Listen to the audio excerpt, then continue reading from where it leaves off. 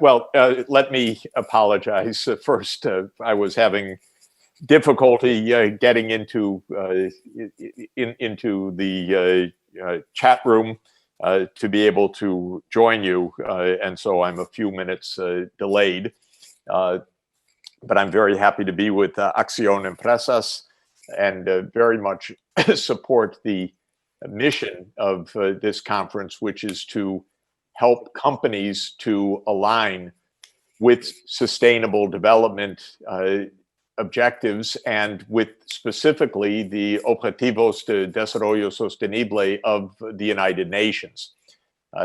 We're in a very strange and difficult time globally, and I believe that the SDGs, these Objetivos de Desarrollo Sostenible, are more important than ever if the world is going to find its way out of the COVID crisis. Well, let me say this has been a very difficult year for Chile, to say the least, and a very difficult year globally for everybody. Chile has been hit twice with domestic unrest last year, and now with one of the worst epidemics of COVID in the whole world, where Chile's rates of death and disease are among the highest in the world. But like Chile's neighbors, because what's happening in Chile is also happening in Peru, Colombia, Brazil, Argentina. All of South America actually is really in quite a colossal mess, as is the United States. And I think what we can say is that these two shocks that have hit Chile last year and this year are actually related, and they're related also to what we're experiencing in the United States. Basically, our societies all through the Americas are highly unequal, and because of that, unstable and vulnerable. Vulnerable both to social instability and vulnerable to shocks like this epidemic disease. And I think we didn't fully appreciate this because Chile has so many other strengths, a strong business sector, stable macroeconomic conditions, impressive economic management over a long period of time. But among the foundations of Chilean society was one of the highest rates of inequality in the entire world. And this led to the divisions and unrest last fall, when even a very small policy change, a modest increase of metro prices, unleashed a massive amount of unrest. And it has been a key source of frustration and difficulty of controlling the COVID-19 pandemic in Chile, because I think policymakers were not prepared for how difficult it would be to control an epidemic in the conditions of crowded living and relative poverty among part of Chile's society. Well, let me say we're experiencing almost the same situation in the United States, because the US too is a very unequal society.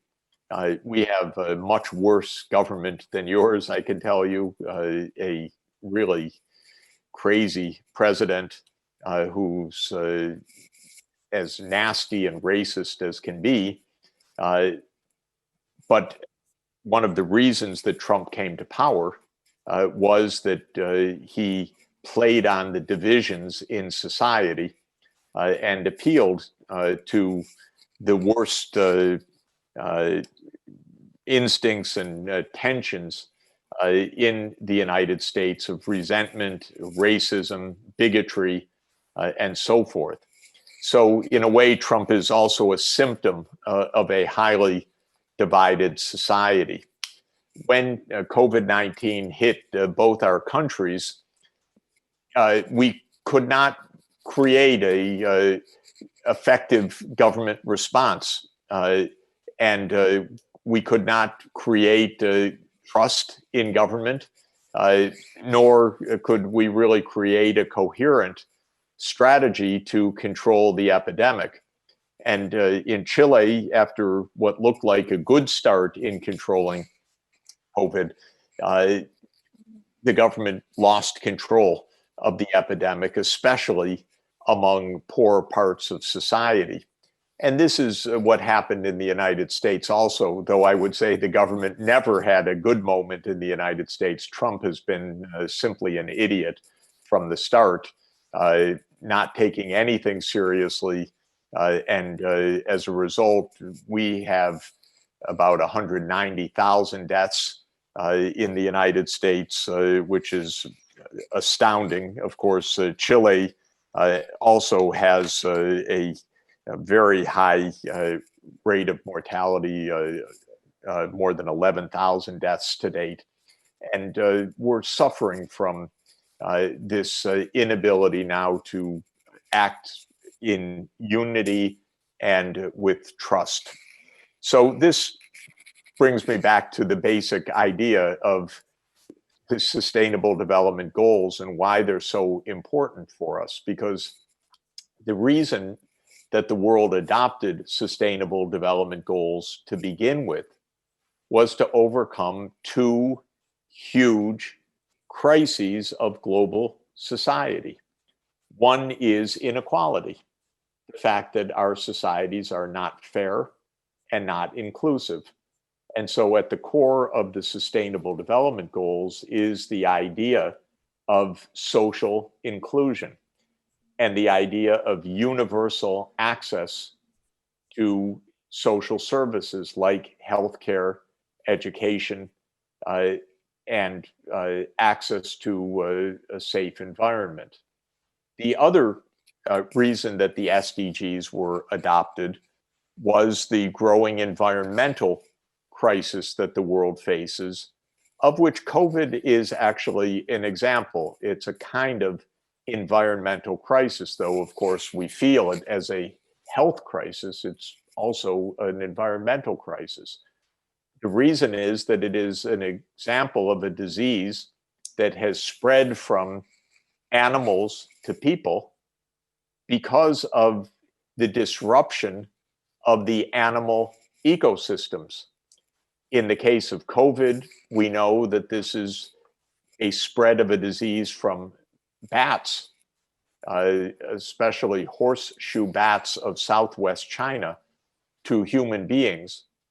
And it's the kind of disease that comes when we abuse the natural environment, putting farms or mining areas into regions that should not be disturbed. And the world has had more and more of these disease outbreaks like SARS, COVID-19, Zika virus, Nipah virus in Southeast Asia, the Middle East respiratory syndrome, and others that reflect this kind of imbalance of our management of nature. Of course, there are many other environmental crises also that the Objetivos de Desarrollo Sostenible are designed to address, notably three other major environmental crises: human-made climate change coming from our use of fossil fuels, the destruction of rainforests and biodiversity, such as is going on in the Amazon, and the massive pollution that comes from our use of petrochemicals and plastic products and other toxic chemicals. So this is why sustainable development is so important and so crucial for business. The world is failing in two huge ways that leave us very, very vulnerable. It's failing to make a fair society, and it's failing to make an environmentally sustainable society. So the 193 member states of the United Nations adopted the Sustainable Development Goals in response. Now, these goals didn't change very much of national politics. Donald Trump, for example, simply doesn't care about the Sustainable Development Goals. He never mentions them.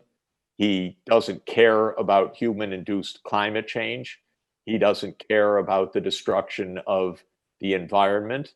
And even when American lives are on the line, he doesn't care about epidemic diseases. He's a psychopath, actually. So this is a terrible thing to have a president like this in power. Absolutely disgusting. But other governments aren't paying adequate attention either, because in order to fight inequality, you have to do something about it. Governments have to raise more tax revenues and use those tax revenues to provide more social services, for example. They have to tax the rich. They have to tax companies. Companies have to agree to honor the taxes falling due, and so forth. And we have to change the regulatory environment so that companies stop polluting. We have to change the energy system so that we move away from fossil fuels towards renewable energy, and so forth. Now, for the business sector, there are several very crucial aspects of the Sustainable Development Goals that are going to be tremendously important. First, they are kind of a glimpse of the future for business people, to say this is the way the world has to move. And so make sure your businesses are moving in that direction, because that's where the markets are going to be. That's where the technology is going to be. That's where the license to operate is going to be. So businesses need to understand sustainable development in order to be able to plan for the future. If you are in the energy sector, build solar power. Don't expect to make money building new fossil fuel projects, for example, because that's against the direction of change that we need. If you're in agriculture, make sure that your production processes are sustainable, because if you're operating in an environmentally destructive manner, this is going to sooner or later create a requirement to change fundamentally business practices, and perhaps with very, very high costs, or even driving companies out of business. Trump, because he doesn't understand these things, kept telling American companies, invest in coal, invest in oil, invest in natural gas. But now these companies are going bankrupt. They followed the government. They didn't follow sustainable development, and they bet wrong. And now we're having a big wave of bankruptcies in fracking, in pipeline companies, in oil companies, and so forth. And the coal industry is largely going out of business because they weren't paying attention. The Sustainable Development Goals can also help businesses to know where they should be investing, not just where they should not be investing, because the future lies in clean energy, in low pollution technologies, and in ways that also provide services effectively for poor and excluded populations. So a business model that provides low-cost healthcare or low-cost education for underserved communities is also very much in line with the Sustainable Development Goals. So my basic thesis for you is that sustainable development is an important concept for business because it is the direction in which we need to change. And if businesses are either unaware of sustainable development or trying to fight sustainable development, I think they will lose in the longer term. They'll make short-term bets that don't work for the long term. I recommend four kinds of questions for businesses to ask themselves to check whether they are aligned with the Sustainable Development Goals and to report on their alignment with the Sustainable Development Goals.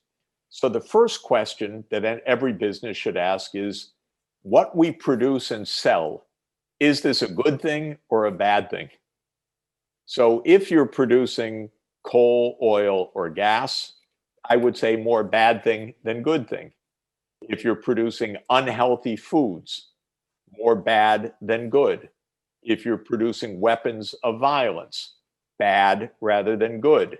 If you're producing renewable energy resources or healthful food products or cultural products, more good than bad. If you're helping poor communities to meet their needs in crucial areas like skill development or healthcare or education, that's good. So test number one is the product. Is the product a good product or a bad product? And believe me, there are a lot of companies that make a lot of money selling absolutely harmful products. Products that are addictive, products that are bad for health, products that are bad for the environment. So that's test number one, the product. Test number two is the production system.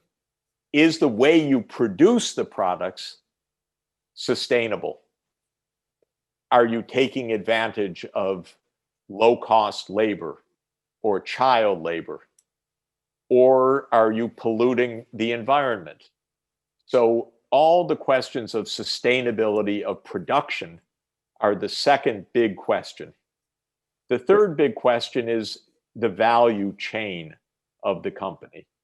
You buy inputs from other companies, you sell your outputs to other companies. Are those companies that are your suppliers and your customers themselves sustainable?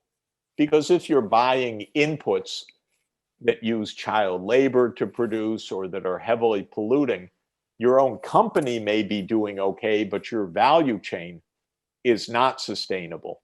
And this is a business risk as well as a moral cost. And the fourth pillar, or the fourth question that I believe businesses should ask themselves are, am I a good citizen of the country? Because some companies cheat on their taxes. Some companies aggressively avoid taxes by using every loophole they can find. Some companies spend their time lobbying government for special privileges rather than producing valuable goods and services. Some companies cheat on the communities where they operate. And so this question of citizenship to me is a very, very important question as well. So my summary is we're in a big crisis because our societies are not working well. They're not working well because we're too divided, because companies are not and governments are not adhering to moral principles, and because we're destroying the environment rampantly. I view sustainable development and specifically the 17 Sustainable Development Goals as a kind of roadmap for how to get out of this crisis. Of course, the most immediate challenge is public health, to stop the epidemic. And I can say to Chile, and I say it in the United States every day, this epidemic can be stopped if governments are operating professionally. And it's important to stop this epidemic. because it's a very dangerous disease. It's killing a lot of people, and a lot of terrible suffering is resulting from this. But more generally, we need governments that are competent, capable, and directed to the common good, meaning towards inclusive societies and environmentally sustainable societies. For Chile, with so much promise and capability in the business sector, and a country that on the whole has been very well managed across many governments, the two challenges of social inclusion and environmental sustainability are both paramount now. And I think that there's potentially good news on both. The first is that Chileans want a successful society, and I believe are ready to pitch in to make society more fair and more just. This is point number one. Point number two is that Chile is blessed with vast amounts of renewable energy potential. Especially, you have the most sunshine in the Atacama Desert than any other place in the world. And so Chile could easily power the whole economy with solar power, and it's on its way to doing so, in fact, now, which is very, very promising. So I think that Chile has the potential for making a much more inclusive society, and one that draws lessons from this past year, very painful lessons, that social division is no good for anybody in Chile, that this is the time for government, business, and all of society to join together to overcome the divisions which have so much shaken Chile during the past year. The SDGs are a roadmap, since this is Acción Empresas de Chile. Please use the Sustainable Development Goals as guideposts for your company's reporting and your analysis. I've suggested very briefly how this can be done, the kinds of questions that should be asked, and I will be delighted to follow up with anybody interested with the more detailed suggestions and analysis. So thank you very much for letting me share these very brief remarks with you today. Thank you for inviting me to your important meeting. I apologize again for the late arrival, but I'm glad that I was able to be with you online today. Thanks a lot.